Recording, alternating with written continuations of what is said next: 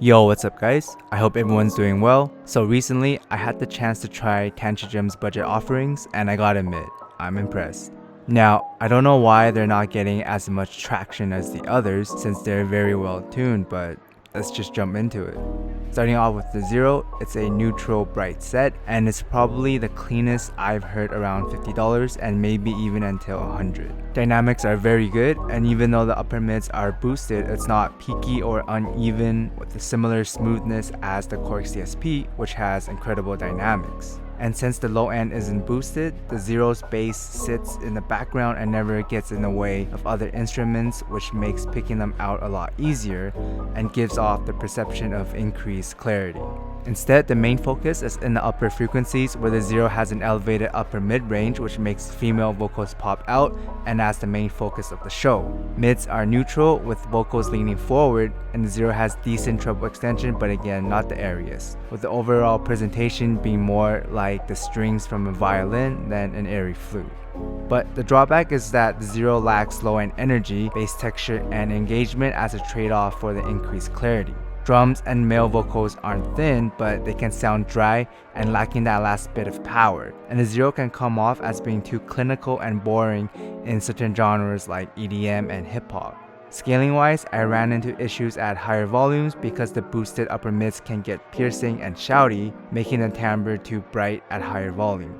But aside from that, the overall timbre is very natural and mid-volume, and I find them the best with libraries like ballads, indie, and acoustics, especially female artists. Detail, imaging, and stage is average and around the same as the other sets like the Waner and DSP, with the exception of that the Zero has better clarity. Moving on, next is the Ola, and it's even more neutral than the Zero. Now in terms of being dead neutral, the Ola is probably as neutral as it gets.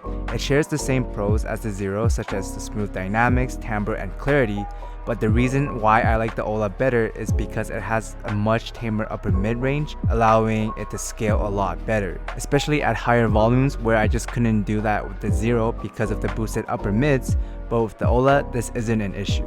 Now the main drawback is that the Ola lacks low-end energy just like the Zero, but with even more sub-bass roll-off, and I definitely agree that it can sound boring and dry at mid to lower volumes. However, it comes alive as it scales. Since everything is elevated at an even level, with increased scaling you still end up maintaining the clarity, but now the bass has more impact and thump, giving the overall sound more life. Again, just like the Zeros, the Ola isn't the airiest or most exciting, but it's incredibly clean, gentle, and soothing, kind of like the spring rain. The vocals don't pop out like the Zero and is more evenly placed. Technicality wise, it's average, but tuning is so immersive I end up getting lost in the music. It's kind of like a brighter mini Dark Magician. Then finally, we have the Ola Bass.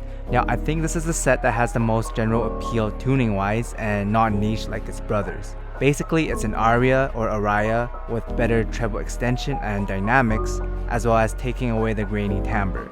Starting with the low end, the bass is more elevated versus the Zero and OG Ola, with decently strong impact and good speed and texture, just like the rest. It has a similar bass profile as the Waner and Holas of the world, but with better treble extension along with the smooth dynamics from the Korg's DSP.